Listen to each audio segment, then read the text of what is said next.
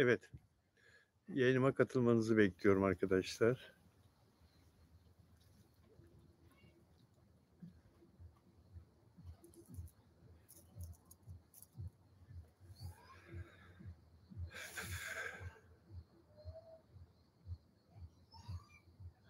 Gelmenizi bekliyorum.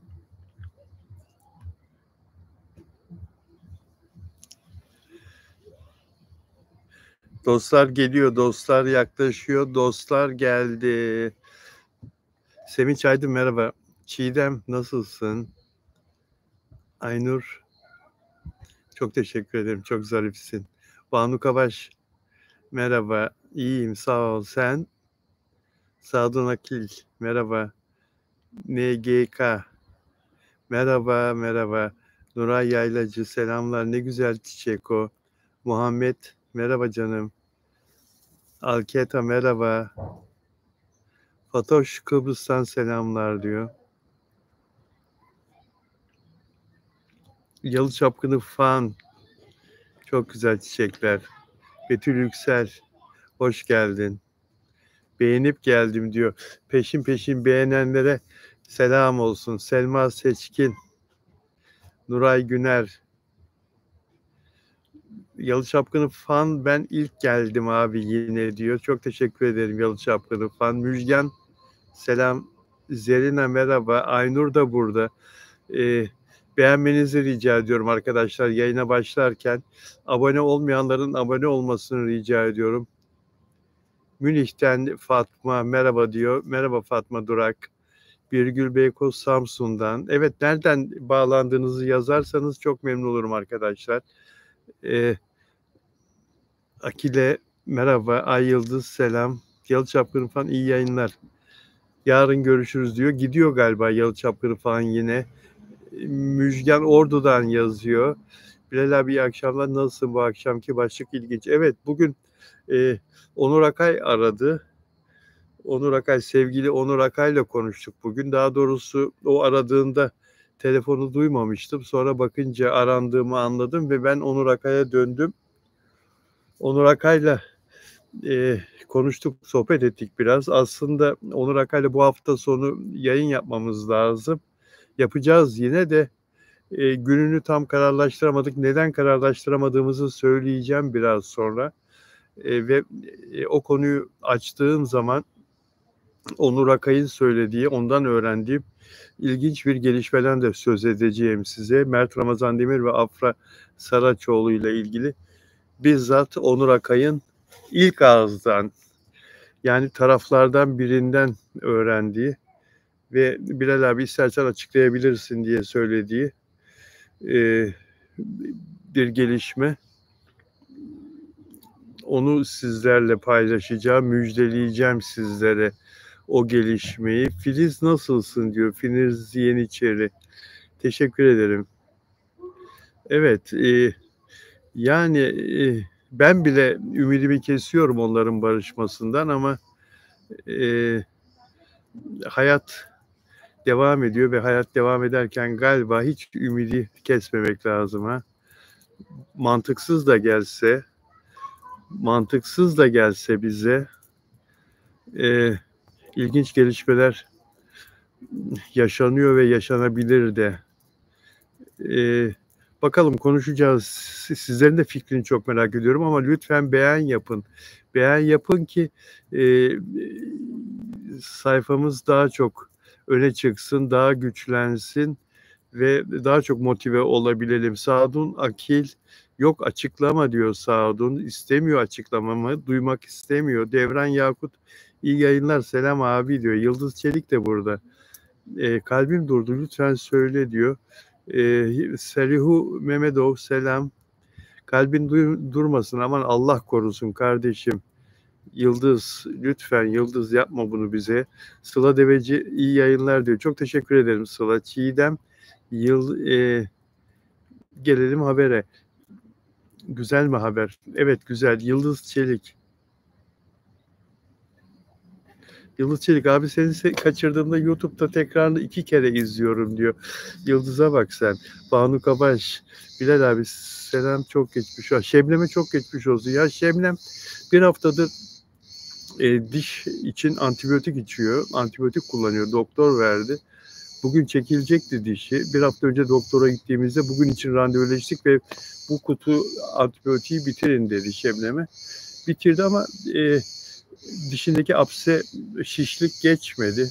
Ağrı da azaldı ama geçmedi. Dolayısıyla bugün çektiremedik. Yeni ilaç yazdı doktor. Bu sefer çok kuvvetli iğne yazdı kalçadan. Sabah akşam onları vurulacak.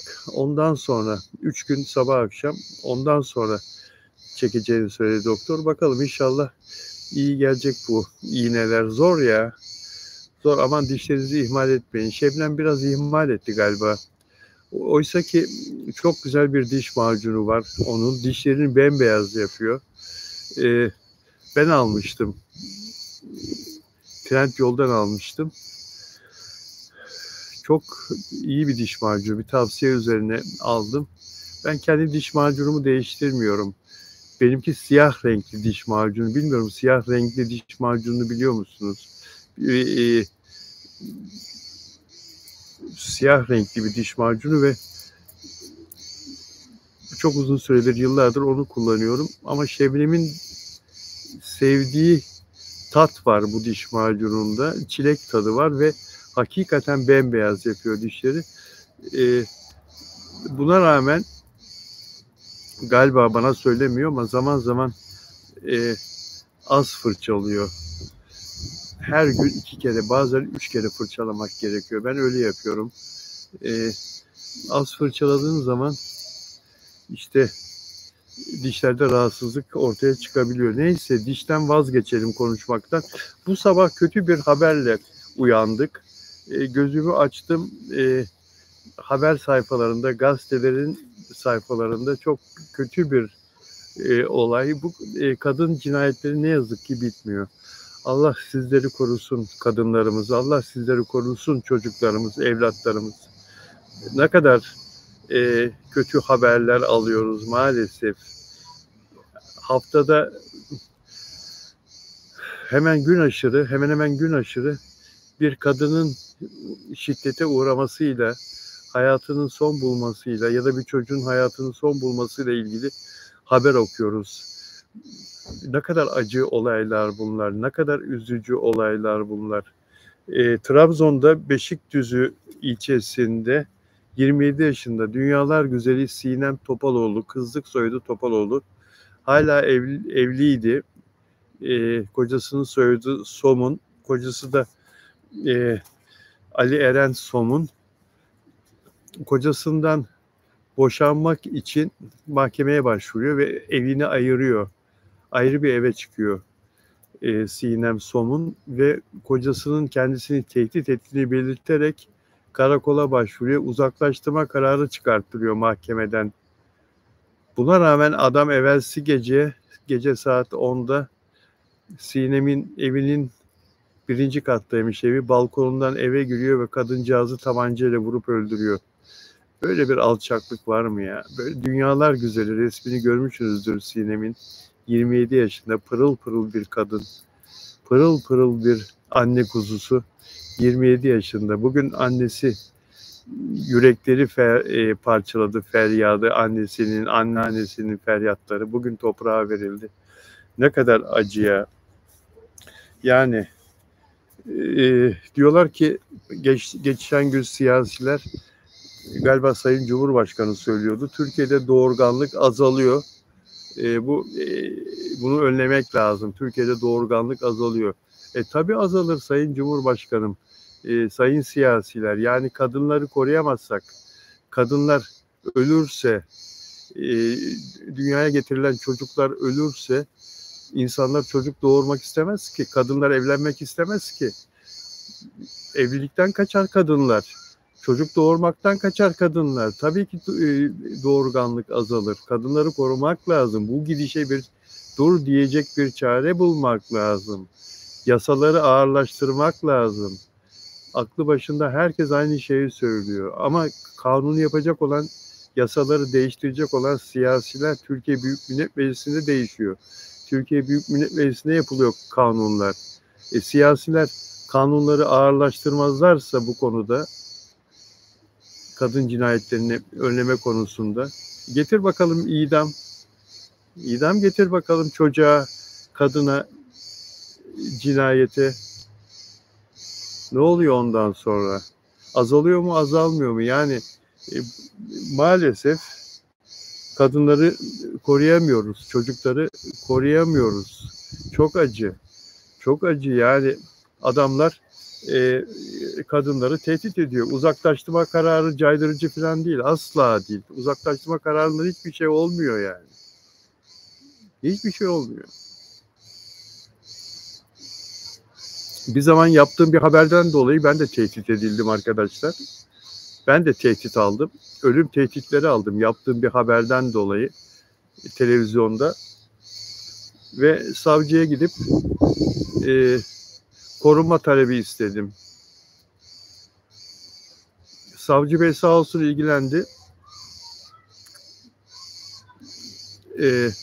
İş yerimin ve televizyon kurumumun bulunduğu yerdeki karakollara yazı yazıldı.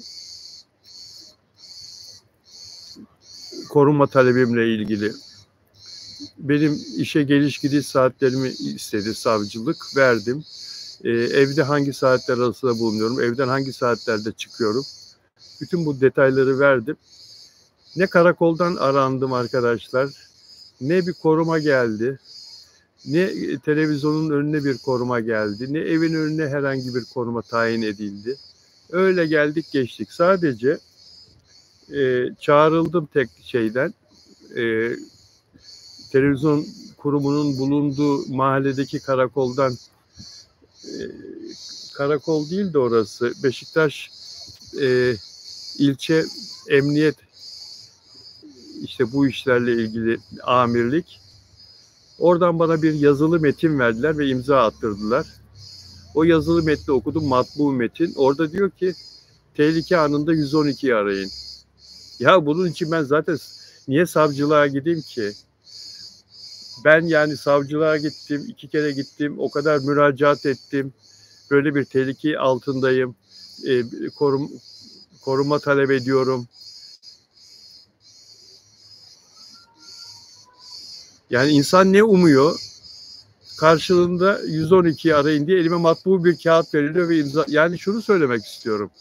Ben gazeteci olarak 50 yıldır, 48 yıldır bu işi yapan bir gazeteci olarak böyle ciddi bir şekilde başvurduğumda, ispatlı bir şekilde ve gittikçe artan, dozu artan ölüm tehditleriyle ilgili başvurduğumda bana 112'yi arayın diye sonuçta bir cevap geliyorsa, bu kadınlarımızı düşünün artık. Korunma talebiyle karakola başvuran, devlete başvuran bu kadınlarımızı düşünün artık. İşte görüyoruz. Zavallı bekçi silah seslerini duyuyor. Bu arkadaşımızın rahmetli Trabzon Beşikdüzü'nde 27 yaşındaki Sinem Somun'un başına gelen olayda zavallı bekçi silah seslerini duyuyor. İmdat eve gidiyor. Yani imdat için, yardımcı olmak için. Katil ona da ateş ediyor. Onu da kasığından yaralıyor. Allah'tan durumu hafif, ağır değil.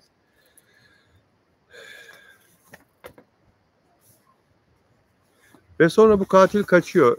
Motosiklet tutkunu zaten. Motosikletine atlıyor Deus. Gazlıyor, kaçıyor. Jandarma peşinde, polis peşinde. Tabii bunu yapmadan evvel plan yapıyor bu adam. Kaçmayı falan da ayarlamıştır. Yani nereye kaçacağını falan. Gürcistan'a da kaçabilir. Büyük bir ihtimalle bence ülke değiştirdi bu. Çünkü bunu günler öncesinden planlıyor. Planladığını nereden anlıyoruz? Bu Ali Eren Somun'un 6 gün önce sosyal medyasındaki paylaşımını, sosyal medyasından yazdığı paylaşımı okuyorum. Arkadaşlar, sosyal medyadan yazdığı paylaşım. Kulağına küpe olsun, kulağınıza küpe olsun. Ali Eren Somun asla yarım bırakmaz. Kendi kendine şey yapıyor. Ona yapılan hiçbir haksızlık unutulmaz, affedilmez. Sessiz kaldığını sananlar bilsin ki o sadece zamanını bekler. Çünkü benim için intikam aceleye gelmez. hak yerini bulana kadar içi soğumaz. Bunu esas alın. Düşünebiliyor musunuz adamın fütursuzluğunu? Bunu daha evvelden planlamış, tasarlamış. Kaçacağı yeri de ayarlamıştır. Dediğim gibi büyük bir ihtimalle bu sınır değiştirdi. Zaten Gürcistan kaçaklara kucak açan bir yer. Kanun kaçaklarına. Büyük bir ihtimalle oraya geçmiştir. Sınırı geçebildiyse. Ve zavallı Sinem Somun da, cinayette hayatını kaybeden Sinem Somun da vefat etmeden çok kısa süre önce, bunu nereden anlıyoruz? Bunu paylaştığı story'deki saatlerden alıyoruz. Yukarıda yazıyor ya kaç saat önce paylaşıldı. Vefat etmeden çok kısa süre önce paylaşmış. Rahmetli Sinem, dünya güzeli. Fotoğrafını görmediyseniz Bilal Özcan Official'a girin bakın. Dünyalar güzeli bir hanım kızımız. Şöyle yazıyor Sinem storiesinde. Çok basit ya. Hayvanları öldürmeyeceksin. Ormanları yakmayacaksın. Kadınlara ve çocuklara zarar vermeyeceksin. Kalp kırmayacaksın. Efendi gibi yaşayıp ölüp gideceksin. Bu kadar basit. İnsan olmak bu kadar basit. Evet, öleceğini bileceksin. Sonunda bu hayattan gideceğini, göçeceğini bileceksin. İnsan gibi yaşayıp insan gibi öleceksin. Hiç kimseye kalmayacak. Yaptığın kötülükler de yanında kar gitmeyecek senin. İyilikler kar gidecek, kar olacak. Sana öbür dünyada lazım olacak. Yazık. Kadıncağız burada aslında kendi canına kıyan kocasına da bir mesaj veriyor. İyi adam ol mesajı herkese veriyor da kocasının da almasını burada belki de ümit ediyordu. Ancak adam onu öldürmeyi planlıyordu ve maalesef kadıncağızın korunma talebine rağmen, çığlıklarına rağmen korunamadı. Ne acı ya. Ne acı ya. Ne acı ya. Son 5 yıldır, 6 yıldır ben bildim bileli kendimi. Ne yazık ki televizyonda olsun, sosyal medyada olsun, böyle YouTube'da olsun bu tür haberleri sizlerle konuşuyoruz. Ve her seferinde de yeni bir tane tekrarlanıyor. Hiç bitmeyecekmiş gibi, hiç önü alınmayacakmış gibi. Ne acı ya. Peki, Allah rahmet eylesin. Mekanı cennet olsun. Ali Eren Somun da bir an önce yakalansın. İnşallah ceza, hak ettiği cezayı da alsın. Banu Kabaş, Allah kötü insanlardan korusun diyor. Amin. Nuray Yaylacı, uzaklaştırma kararı hiç caydırıcı değil. Çok saçma bir karar diyor. Evet, uzaklaştırma kararı hiç caydırıcı değil. İnsanlar, ahlaksızlar, suç işlemeye meyilli olan insanlar daha beter tahrik oluyorlar uzaklaştırma kararıyla. Vay, sen beni yok saydın ha, beni hiç saydın ha. Sen devlete sığındın ha. Bak bakalım el mi yalan, bey mi yanan? Yaman. Bak bakalım seni polis koruyabilecek mi? Devlet koruyabilecek mi? Ya bak bakalım. Ben seni nasıl gebertiyorum? Adamların kafası, zihniyeti böyle çalışıyor. Ne yazık ki. Çoğu cahil olduğu için bunların aslında cehaletle de çok ilgili değil bu. Kötü kalpli olmak, kötü karakterli olmak, anne baba tarafından yetiştirilememiş olmak, Allah korkusu olmaması insanların içinde. Bu tam karşılığı. Bu insanların içinde e, din terbiyesi yok. Müslümanlıkla ilgili bunlara doğrular öğretilmemiş. Ne yazık ki Kur'an-ı Kerim'i bilmiyorlar. Kur'an-ı Kerim'in emirlerini, öğretilerini bilmiyorlar. Hazreti Muhammed'in hadislerinden bir haberler bunlar. Bunlarda Allah korkusu yok. Allah korkusu, içinde bir nebze Allah korkusu olan bir insan değil, başka insanı karıncayı ezmeye çekinir. İçinde Allah korkusu olan bir insan yolda yürürken önünde karıncaları görse, karınca sürüsü geçiyor ya bazen, ip gibi diziliyor önümüzden. Basmaya çekinir, ayağını kenara koyar, öyle yürür, geçer gider oradan. Karıncayı ezmeye çekinir. İçinde Allah korkusu varsa, sinek öldürmeye bile çekinir. Ama içinde Allah korkusu yoksa ormanları yakar. Yakıyorlar işte. Yakıyorlar, insanları öldürür. İşte Gazze'de insanları nasıl katlediyorlar? İçinde Allah korkusu olmayan, Allah nedir bilmeyen elin Yahudileri elin günahkarları, Müslümanları nasıl öldürüyorlar Gazze'de? Yazık ya, 4 yaşındaki kızcağız, çocuk açlıktan vefat etmiş ya. Önceki gün bir video çektim Instagram sayfamda. Bakın Bilal Özcan Official'da. O kızın dramını anlattım. 4 yaşında açlıktan ölen, annesinin kucağında eriyip yemek yiyemediği için ölen o kızın dramını anlattım. Evet, beğenler biraz artarsa memnun olurum dostlar. Eğer konuşmamızı, sohbetimizi beğeniyorsanız lütfen beğen yapın. Bu beğenler bizim için çok önemli. Sadece motivasyonla ilgili değil, hesabımızın daha da gelişmesi, daha çok kişiye ulaşması için yorumlar, beğenler, abone sayısı çok önemli. Evet, Mert Ramazan Demir ve Afra Saraçoğlu ile ilgili Onur Akay'la bugün yaptığımız telefon sohbetinde bana söylediği ilginç bir gelişme var. Kendisiyle yayın günümüz Onur Akay'ın henüz netleşmedi. Yarın bir seyahate gidecek. Konuşacağız. Hangi seyahate, nereye gideceğini de söyleyeceğim. Dolayısıyla kendisindeki en son bilgiyi bana anlattı ve istersem bu yayında size söyleyebileceğimi söyledi Onur Akay. Birinci ağızdan duyduğu, Afra Saraçoğlu ve Mert Ramazan Demir birinci ağız, onlar birinci ağız. Onlardan birinden duyduğu bir gerçeği anlattı bana. Sizlerle paylaşacağım arkadaşlar. Peki bunu konuştuk. Allah rahmet eylesin güzel kızımıza. Ajda Pekkan'ın dün akşam Harbiye konserinde giydiği kostümü gördünüz mü? Ne kadar enteresandı değil mi? O maske, yüzündeki maske. Onunla ilgili bir yazı yazdım bugün. Benim yazılarımı da okuyun, olur mu? bilalozcan.com web sitem var. bilalozcan.com web sitem. 15 yıldır yayında bu web sitem.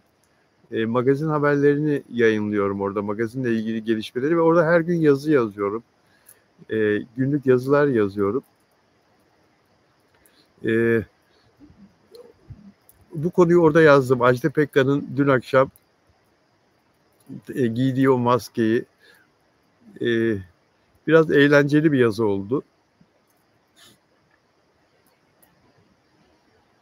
bilalozcan.com web siteme gidip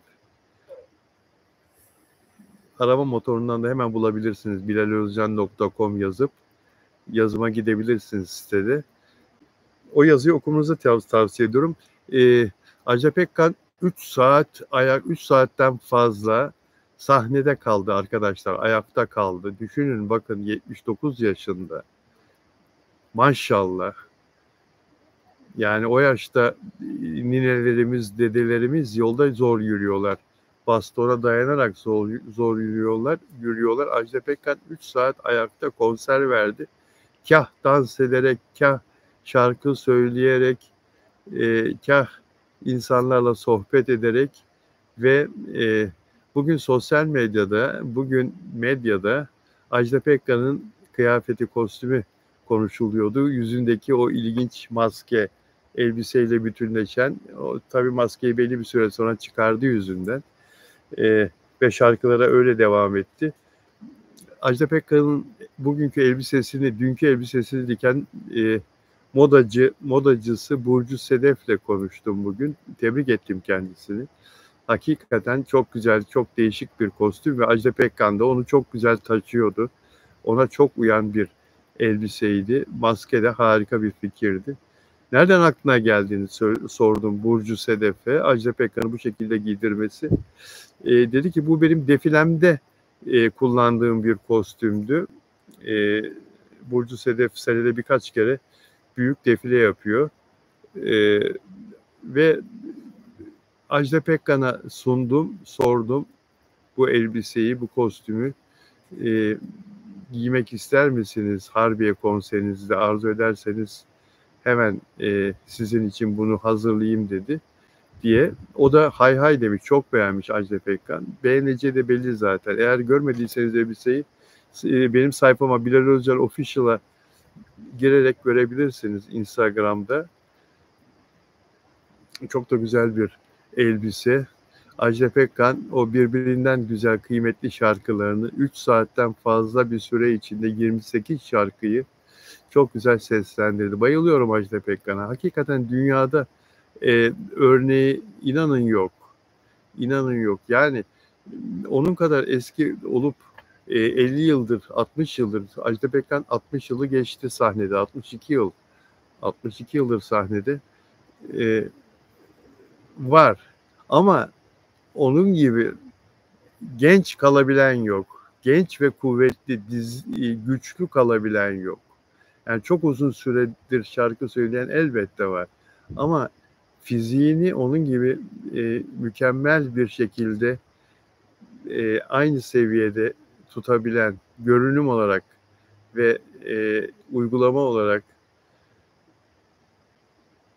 kendisini çok zinde tutabilen bir şarkıcı yok. Ajda Pekkan çok farklı bir sanatçı. Evet, Mert Ramazan Demir, Afra Saraçoğlu ile ilgili soruyorsunuz. Naile İmanlı, merhaba, teşekkür ederim. Sen nasılsın? Flower, Müjgan, Afram diyorlar. Sedaget, Bilal abi, Mert, Afram, Barış'ta onları olmalarını istemiyorum. Azerbaycan'dan kucak dolusu selamlar. Peki canım. Afram. Bipa Rusya'dan yazıyor. Bipa Kiril alfabesiyle yazıyor. Cavit Bayramo merhabalar Rusya'dan diyor. Bipa okuyamıyorum. Noluski'den selamlar. Peki. Sadakat Musayeva abi. Naile İmanlı merhaba. Akile Güneş. İyi ki varsın. Sen iyi ki varsın. Canım benim ya. Allah sana da sağlıklı uzun ömürler versin kardeşim. Çiğdem, Afram diyor. Çiğdem Afram, Çiğdem Aslan Argun. Beğen sayısı neden artmıyor arkadaşlar? Beğenmeyenler varsa içinizde lütfen beğenirseniz memnun olurum. Abi ne olur konuş Afram'dan diyor. Elmedin konuşacağım. Banu Kavaş Bilal abi ben gördüm diyor. Afram gördün değil mi Ajda Pekkan'ın uzaylı halini? Beğenmiyor musunuz? Yani bu sohbeti beğenmiyor musunuz? Onun için mi beğen yapmıyorsunuz? Like yok. Valla Tarçın'ı çağırırım ha. Tarçın'ı çağırırım, ısıttırırım sizi. Tarçı Bey! Tarçı Bey! Çağırırım Tarçın'ı. Sıla Deveci, ben girer girmez beğeniyorum diyor. Teşekkür ederim Sıla. Nuray Yaylacı, Mert Ramazan kendisini nasıl affettirdi acaba? Daha af yok. Daha af yok. Ama gelişmeler var, konuşacağız. Sadun Akıl, herkes Afra ve Mert'i merak ediyor. Net açıklama diyor ve gül, kırmızı gül. O kırmızı gül benden size. Tarçın! Ya Tarçın gelsene, toplantı yapacağız. Tarçın benim şirkette moral sazlı. Tarçın! Herkesin bir oy hakkı var yönetim kurulunda. Benim şirkette Tarçın 2 oy hakkı var. Tarçı Bey!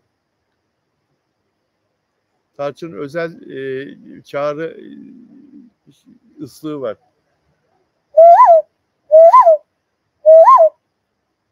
Tarçı Bey! Bey demezsem alınıyor. Geldi. Gelsene. Tarçın'a kapıyı açın. Gel öbür taraftan dolaş. Tarçı Bey! Tarçın öbür taraftan dolaş. Hadi. Gel. Tarçın gel. Bu kapı kapalı. Oradan gelemiyor. Hüseyin Bilal abi ben görünüyorum. Ben girer girmez beğeni atıyorum. Hüseyin teşekkür ederim.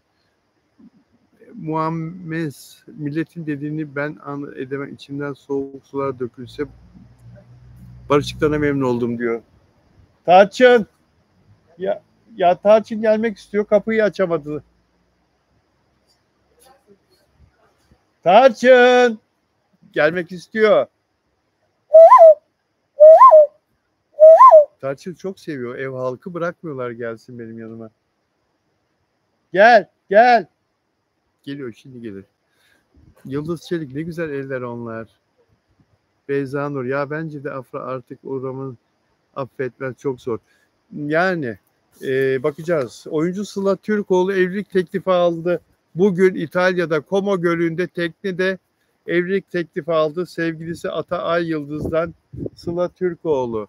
Sıla Türkoğlu ile Ata Ayyıldız birbirlerine çok aşık, çok sevgili, çok seviyorlar birbirlerini ve sık sık da seyahate çıkıyorlar. Daha önce Avusturya'ya gitmişlerdi bildiğim kadarıyla ve birlikte Paris'e de gittiler.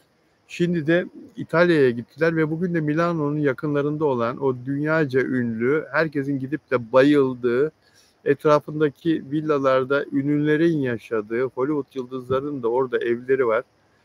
Como Gölü'nde bugün gittiler. O gölün çevresinde gezdiler. Gölü tekneyle gezdiler. Orada oteller, güzel oteller de var.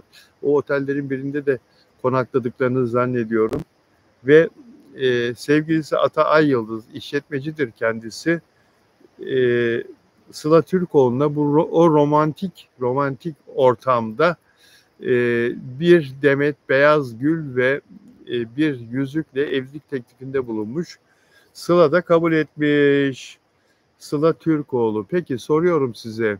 Bu evlilik gerçekleşir mi yoksa yani bir sekteye uğrayıp da evlenmemeleri de söz konusu olabilir mi? Biliyorsunuz ünlüler dünyasında hiçbir şey sürpriz olmuyor. Hiçbirimiz için, bu dünyayı iyi bilenler için demek lazım daha doğrusu. Sadece biz gazeteciler, televizyoncular değil, sizler de iyi biliyorsunuz. Sıkı magazin takipçileri, ünlüler dünyasında her an her şey olabilir. Bizim programımızda da her an her şey olabilir. Tarçın gelmez mesela, gelmedi. Gelecek zannettim, gelmedi çünkü bırakmıyorlar. Tarçın! Of ya. Tunzale Kerimova, Azerbaycan'dan kucak dolusu selamlar diyor. Benden size o selamlar. Benden size gelsin o selamlar. Hayat ne kadar pahalandı değil mi? Arkadaşlar biraz önce marketlerdeydim. Aşağıda 2 markete uğradım. Aman Allah'ım ya. Hiç yanına yaklaşır gibi değil bazı fiyatlar. Valla yani indirim yapacak gibi gösteriyorlar. Bindirim yapıyorlar bazı marketler. Allah fakire fukaraya yardım etsin, yardımcı olsun. O sebze meyve fiyatları yazın, yaz sebzesi, yaz meyvesi ya ucuz olması lazım. Yanına yaklaşamıyorsunuz kardeşim ya. 170 lira şeftali mi olur be? 170 lira şeftali mi olur ya? Yaz meyvesi bu be. Yaz meyvesi. Kim bilir çiftçiden kaç liraya alıyorsunuz? Bu sebzeyi, bu şeftaliyi yetiştiren meyve bahçesinin sahibinden toptancılar kim bilir o şeftaliyi, o erikleri, o kirazları, o kayısıları, o incirleri, incir çıkacak daha çıkmadı. Göreceksiniz ama fiyat roket. Yani böyle bir şey olabilir mi ya? Böyle bir şey olabilir mi ya? Halkı düşünen yok. Herkes kendisini düşünüyor. Kimi ne kadar çarpsam herkes kendisini düşünüyor. BİPA. BİPA Kiril alfabesiyle yazıyorsun. Ne olur Google'a gir, yazmak istediklerini Rusçadan Türkçe'ye çevir, ondan sonra yaz buraya yolla ya. Bu kadar kolay ya. Kiril alfabesi, Rusçayı nereden bileceğiz kardeşim? Serpil Zerey, Mert ayın 3'ünde diziye başlıyor dijitalde. Mert Ramazan Demir'in çekimleri, Salha Akpınar, Sıla Deveci Bilal abi, kiram 17 binden 32 bine çıktı. Bugün ne ucuz ki her şey ateş pahası. Allah yardımcın olsun kardeşim. Bir misli artırmış ev sahibi. 17 çarpı 2 34 bin eder. Yani bir misline çok yakın artırmış. Ekmek bile 15 lira oldu. Ama ev sahiplerine de kızamıyoruz Sıla. Ne yapsın? Onlar da ne yapsın? Yani onun da evi ve değerini bulmasını ister insan malının. Of.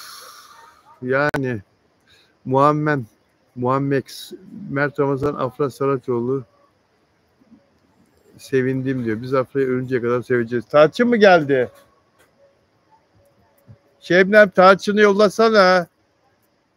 Ben de seninle dişçiye gelmeyeceğim o zaman. Niye yollamıyorsun?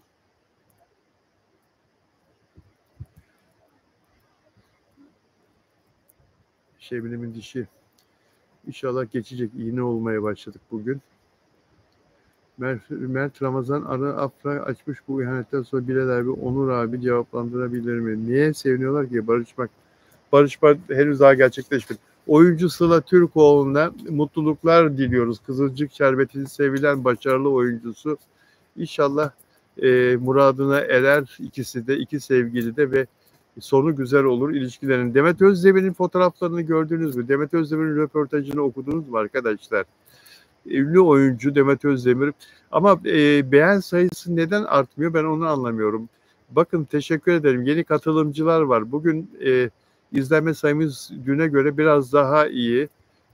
Yeni katılımcı arkadaşlar var ama katılımcıların yarısı kadar bile değil beğen sayısı. Neden artmıyor? Bu arada arkadaşlar, abone olmadan yayınlarımı izleyen çok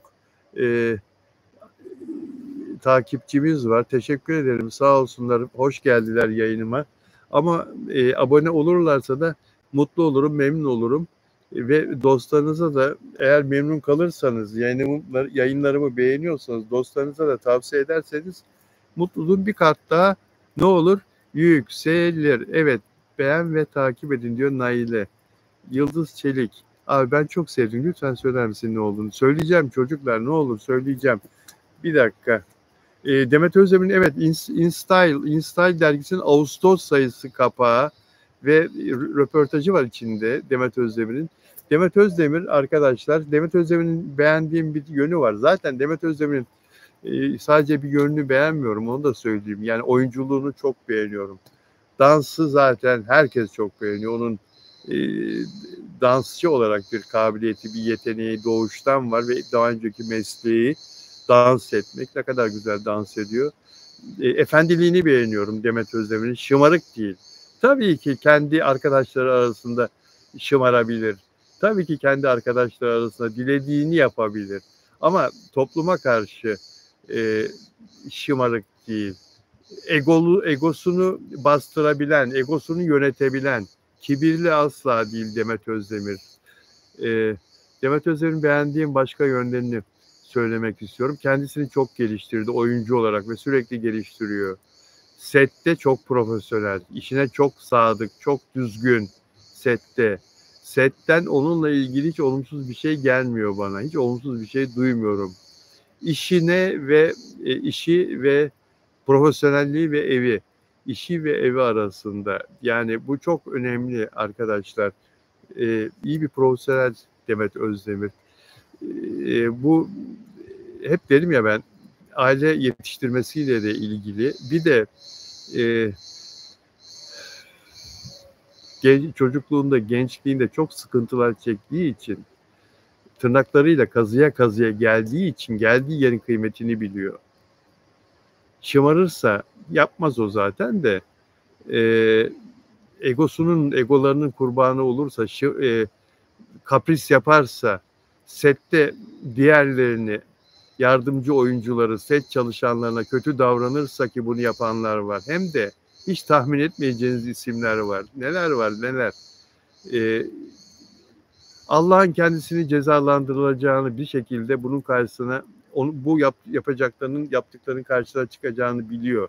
Allah korkusu olan bir insan Demet Özdemir. Ben de bıraktığı izlenimler bunların. Yahu bir kapak oldu dedim, neler konuştum, neler söyledim. Tabii ki bu onunla ilgili yıllar içinde edindiğim izlenimler, bana gelen bilgiler, benim gözlemlerim, benim önsezilerim, hepsinin yorulması. Ama %99 doğru söylediklerim. Kendimi üzüyorum diyor. Hayatımın insanları rahatsız etmekten çekinirken aslında kendimi ne kadar rahatsız ettiğim, fark ettiğim bir dönemindeyim diyor. Kendini üzmeyeceksin Demet Özdemir. Kendini üzmeyeceksin. Önce sen iyi olmazsan, sen sağlıklı olmazsan, sen moralli olmazsan, sen psikolojik olarak iyi bir durumda olmazsan, o zaman başkalarına da iyi muamele edemezsin, iyi davranamazsın. Hayranlarına onlara karşı olumlu olamazsın. İşinde başarılı olamazsın. Ver, verici ol ama o kadar değil. Yani sürekli kendinden verme elbet. Onun bir sınırı olması şart. Kendimi üzüyorum diyor. Hayatımın insanları rahatsız etmekten çekinirken aslında kendimi ne kadar rahatsız ettiğimi fark ettiğim bir dönemindeyim. Yapma. Yapma. Yani sevgiline de yapma. Verme bu kadar. Kendinden ödün verme. Diğer insanlara da verme. Elbette ki iyi bir insansın ve iyi bir insan olmaya devam et ama kendini düşün. Öbür türlü ne olur biliyor musun? Dışarıya karşı mücadeleyi bırakırsın, kendi içinle mücadele edersin ki bu tehlikeli, iyi bir şey değil. Değil iyi bir şey. Ya sen biliyorsun Demet Özdemir aslında her şeyi. Amerika'da bir kadın kocasının kendisini aldattığından şüpheleniyormuş ve yanılmadığını şu ilginç olayla öğrenmiş oldu, görmüş oldu. Kadın evine geliyor ve tartılmak üzere teraziye çıkıyor.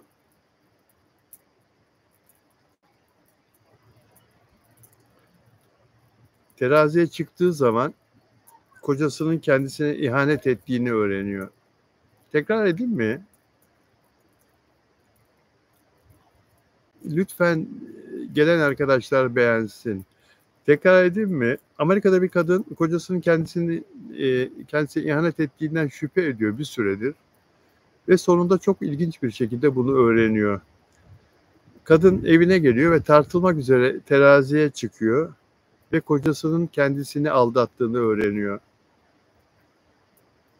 Kadın evde olmadığı bir önceki akşam akıllı terazide 52 kiloluk birinin tartıldığını fark ediyor, görüyor ve aldatıldığını anlıyor. Akıllı terazisi olanlar bilirler. Bir önceki tartılmayı da yazar orada. Hafızasına tutar. Öncekini de tutar, ondan öncekini de tutar, ondan öncekini de tutar, ondan öncekini de tutar. Kadın teraziye çıkıyor, karşısına bir önceki tartılma geliyor. Hatırlatıyor terazi. Dün böyleydiniz diye hatırlatıyor. 52 yazıyor ya, kadın 52 değil ki. Diyor ki buraya başkası çıkmış. Zaten ben şüpheleniyordum bu adamdan. 52 kiloda bir kadın muhtemelen ve kocasına boşanma dava. Tabii o kavga, kıyamet. Aman Allah'ım ya. Allah kimseye yaşatmasın ya. Ne ilginç değil mi arkadaşlar? Hayat böyle bir şey işte. Stoak hislerini açıklamıştı. Ben MR'de Afra'dan başka büyük bir aşk yaşayacağını sanmıyorum diyor. Flower, Ayfer çok haklısın.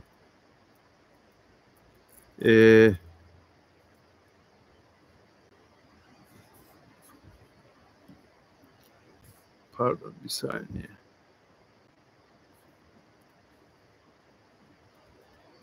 Bir saniye.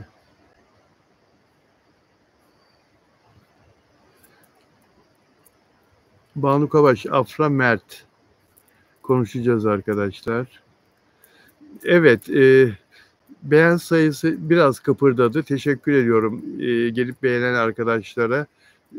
Sedaget Musayeva abi Afra'ya geçelim diyor. Abi Afra'ya geçelim diyor. Arkadaşlar konuşacağız. Bu arada dileyen takipçiler, dileyen aboneler katıl butonuna basarak benim YouTube sayfamdan katıl butonuna basarak özel üye olabilirler.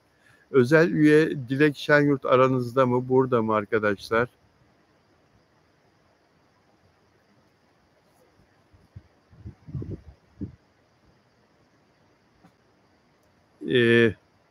Dilek Şenyurt burada mı? Dilek Şenyurt aranızda mı? Özel üyelerin ayrıcalığı var arkadaşlar. Onların sosyal medyada hesapları karşılıklı takipleşiliyor özel üyelerle.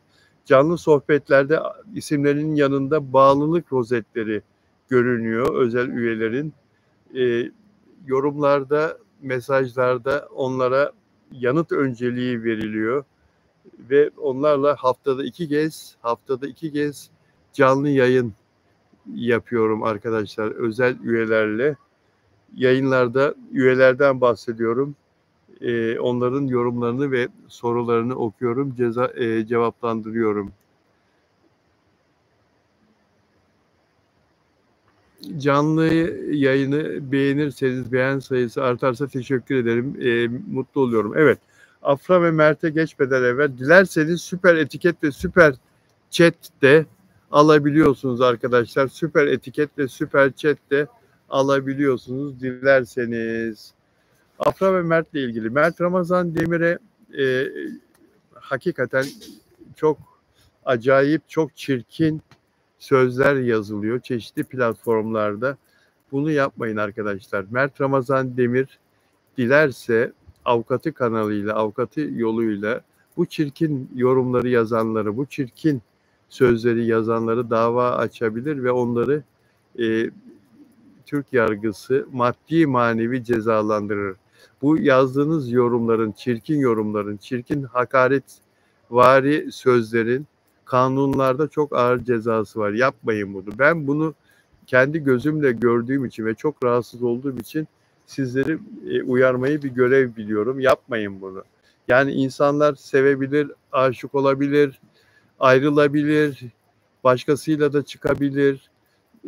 Tamam, sizin sevdiğiniz insanla arasında bir ilişki var ve hayal kırıklığına uğramış olabilirsiniz. Ancak bu o kişiye hakaret etme hakkı size asla vermez. Hele bu çirkin. Dün akşam burada söyleyemiyorum. Burada tekrarlayamıyorum. Gördüğüm sözler çok ağır, çok çirkin sözler. Lütfen bunu yapmayın. Yapmayın. Yani onların iyi zamanı, iyi günlerinde Mert Ramazan Demir için de sizler ne kadar güzel duygular besliyordunuz. Bunu hatırlayın. O ilişkinin, o aşkın, o güzel günlerin hatırına en azından daha terbiyeli olun. Bunu yapanlar kendilerini bilirler. Buradan da bu mesajın onlara gideceğini biliyorum. Sizler arasında böyle insanlar olduğunu hiç zannetmiyorum zaten. Ama bunu yapanlara buradan bu mesajların gideceğini biliyorum. Bakın, anne babalarınıza mahcup olursunuz. Eve haciz gelir evlerinize. O kadar söyleyeyim size. Yani davalar açılırsa size çok zor durumda kalırsınız. Evet, Onur Akay'la, sevgili Onur Akay'la bugün telefon konuşmamızda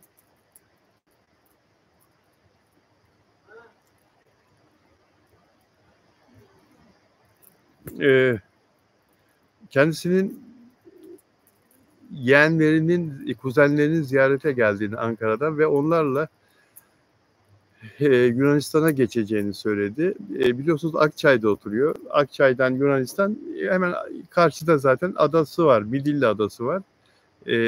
Biraz aşağıya Ayvalık'a iniyorsun Akçay'dan. Arabayla 60-70-80 kilometre. Ayvalık'tan da feribotla 60-70 dakikada, işte 45-50 dakikada feribotun hızına göre Midilli'ye geçiyorsun.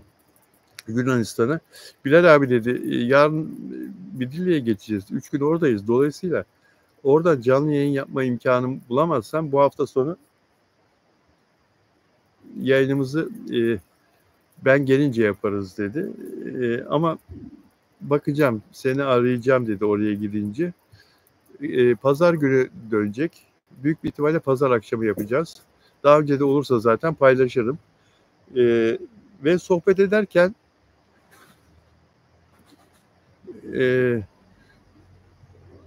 bunu anlatabilirsin dediği için anlatıyorum size. Afra Saraçoğlu'nu aradığını söyledi. Zaten Afra Saraçoğlu'nun annesiyle çok yakın oturuyor, biliyorsunuz Onur Akay. Yıllardır, 20 seneden fazla süredir onlar da Akçay'dan tanışıyorlar. Bu Yunanistanlı Afra defalarca gidip geldiği için, iyi bildiği için o tarafları, bu seyahatle ilgili birkaç şey sormak için aradım dedi. Orada Mert Ramazan Demir'in aradığını öğrendim. Kendisini birçok kez aradığını, barışmak istediğini öğrendim dedi. Ama Afra Saraçoğlu bu konuda olumsuz, Bilal abi haberin olsun dedi. Olumsuz olması çok doğal Afra Saraçoğlu'nun arkadaşlar. Ve çok kuvvetli birilerinin de, çok kuvvetli diyeyim ben size. Onur Akay kim olduğunu isterse yayınımızda söyler. Çok kuvvetli birilerinin de onları barıştırmak için devrede olduğunu söyledi.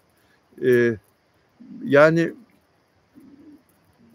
Mert Ramazan Demir pişman olabilir, Afra'yı kaybetmek istemez, arayabilir ve Afra Saraçoğlu onunla barışmak istemediğini söyleyebilir. Afra Saraçoğlu'nun bu tepkisi çok normal ve çok doğal. Öyle değil mi arkadaşlar?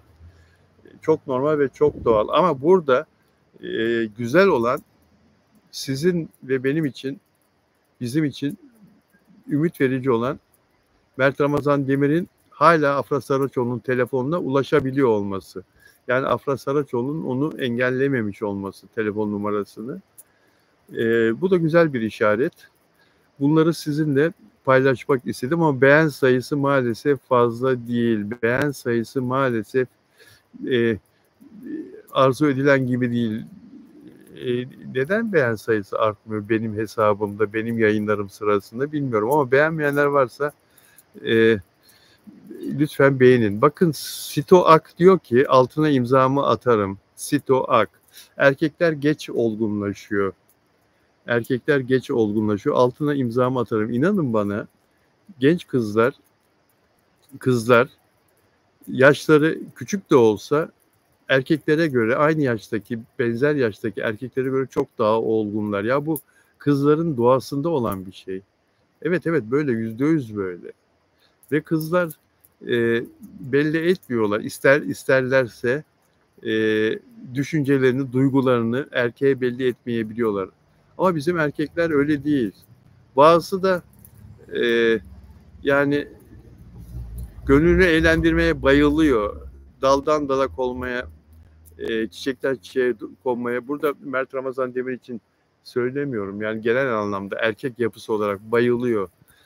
Bazı erkekler geç olgunlaşıyorlar. Bazı erkeklerin jetonu geç düşebiliyor. Kaybettiği zaman, ciddi olarak kaybettiğini anladığı zaman ben ne yaptım diyor, ne kaybettim ben diyor bazıları. Yani bakalım. Nuray Yaylacı diyor ki çok haklı Afra diyor. Çiğdem Aslan Argun kalpler, kırmızı kalpler ne güzel. Ne güzel. Emine Yıldız, onlar barışacaklar inanıyorum ben. Afra da affeder diyor. Naile İmanlı aynen. Kualibe 210 beğeniyi ben yaptım diyor. 218 olduk Galibe. Teşekkür ediyorum. Sinan Eren Afra'nın affetmesi bence mümkün değil diyor. Bakalım. Yalı Çapkın'ı fan çok haklısın diyor. Mert'in pişkinliği çok ilginç diyor Sinem Eren. Ya buna tam pişkinlik diyemeyiz Sinem. Eğer sevgi kırıntısı kaldıysa ve vicdanı varsa her erkek kaybettiğini de anladığı zaman bu tepkiyi verebilir. Çünkü karşına çıkan kadın onun yerine koyduğun ya da onun yerine koymak değil de gönlünü eğlendirmek istediğin kadın mukayese ettiğin zaman diğerinin tırnağı bile olamıyorsa, diğerinin bırak boyunu göbek hizasına bile gelemiyorsa, diğerinin yanına yaklaşamıyorsa her bakımdan kafan o zaman bir ilk dank eder. Mukayeseler o kadar çok olur ki erkek içinde yeni tanıştığı kadınla, öbürünü aldattığı kadınla o kadar çok mukayese olur ki gülüşler farklıdır, konuşma tonları farklıdır, sorulara verilen cevaplar, güncel konulardaki sohbetlerdeki farklar, olgunluk dereceleri, bunlar hep ses tonu bile hep diğerini öne çıkarabilir, kaybettiğini öne çıkarabilir. Ne kaybetmişim ben der, ya ben bununla niye vakit kaybediyorum demeye başlar. Gönlünü eğlendirdikten sonra. Erkekler için bu çok aslında bir ölçüt biliyor musunuz? Ama bazısı da o şekilde yaşamaya devam da edebilir. Mert Ramazan Demir'in bu davranışı aslında çok olumlu bir gelişme. Bakalım nasıl olacak, nasıl günler neler getirecek. Aysel merhaba Bilal abi diyor. Naile Afi çok güzel diyor. Afra Saraçoğlu gibi bir kadın kim unutabilir diyor Çiğdem Aslan Ergun. Ya öyle dedin de evet, dün Afra Saraçoğlu'nun bazı videolarını gördüm arkadaşlar. Ne güzel gülüyor ya, ne güzel kahkaha atıyor, ne güzel, hakikaten ne güzel dolu dolu gülüyor, kahkaha atıyor. Ne kadar hayat dolu bir insan. Mert Ramazan Demir de öyle. Mert Ramazan Demir de birbirlerine çok uyuyorlar, çok yakışıyorlar. İnşallah bakalım arkadaşlar. Yani ben bir ara çok ümidimi kestim, biliyorsunuz, sizlerle de konuştum.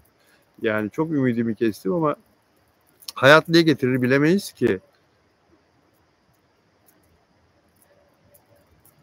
Abi sen Mert'i gerçek hayatta gördün mü? Ben çok görmek istiyorum.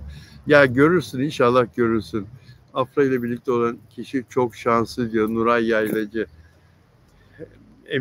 Eminim çok şanslıdır. Evet, hadi beğen sayısı, aboneler var mı? Yeni aboneler var mı? Yani beni izleyip de abone olmadan izleyen arkadaşlara mesajım, lütfen abone olun ve çevrenizde de dostlarınıza kanalımı tavsiye edin. Böyle böyle büyüyebiliriz ancak arkadaşlar. Ne kadar büyürsek, ne kadar çok takipçimiz olursa o kadar zevkle, şevkle yayın yaparız. Biliyorsunuz, e, motivasyon hayatta her işte çok önemli.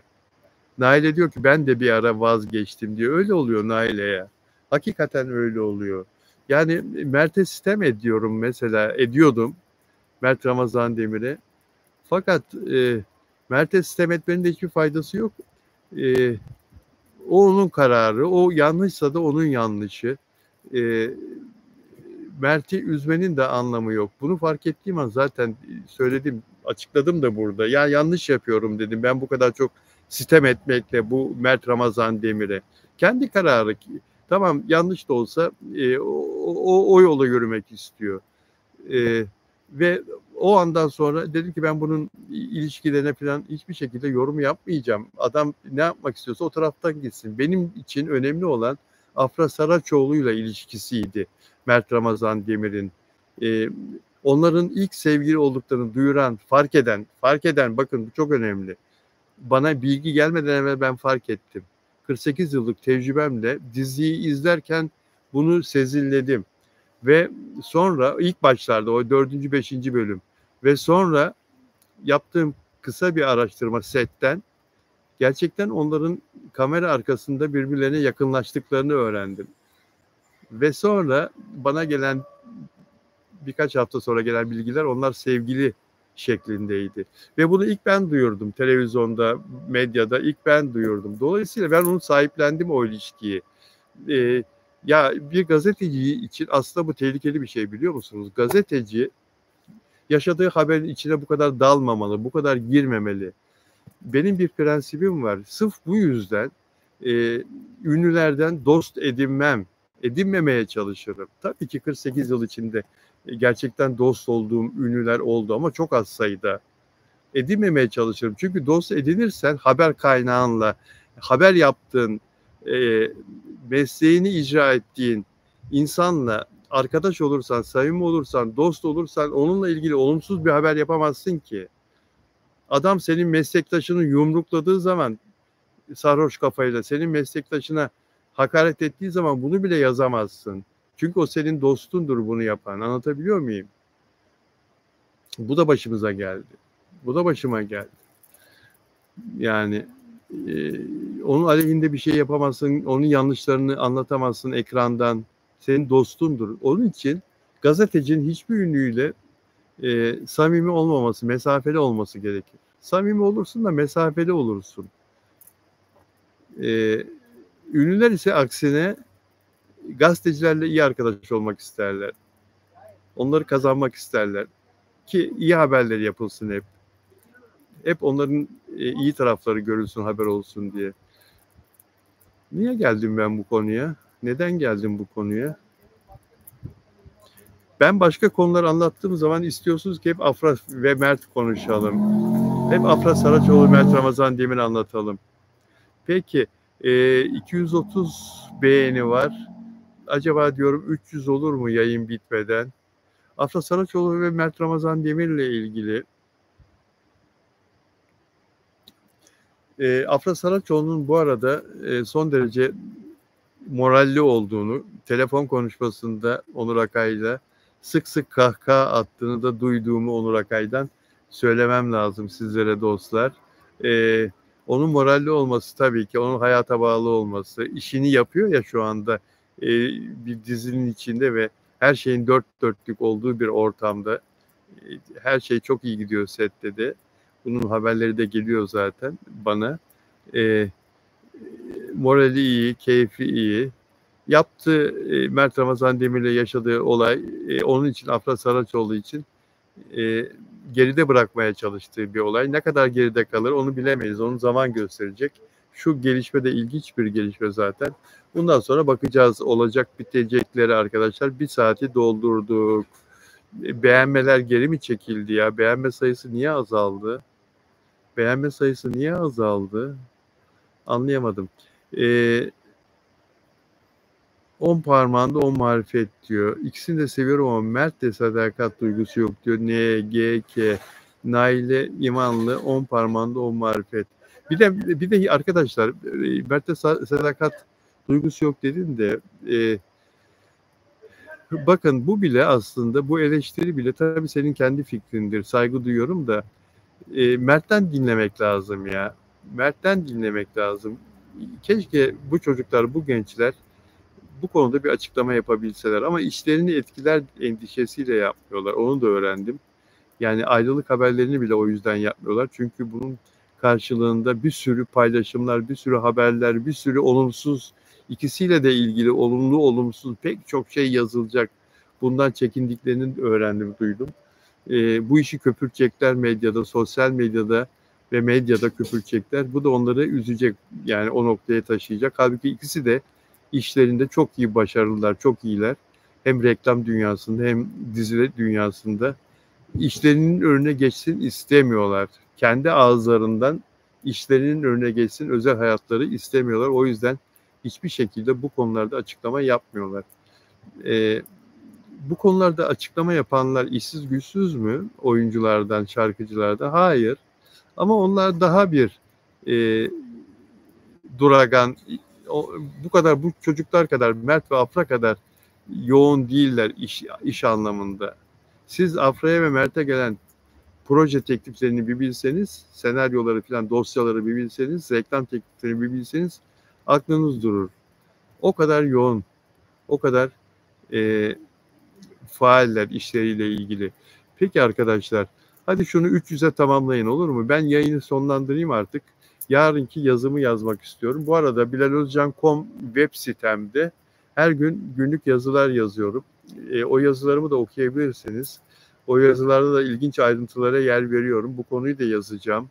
Orada bilalozcan.com web sitemde yazılarımı okuyabilirsiniz. Bilal Özcan Official Instagram hesabımda ve Bilal Özcan Benim isimli Twitter hesabında da ilginç paylaşımlar yapıyorum her gün. Sizleri çok seviyorum. İyi ki varsınız. Görüşmek üzere.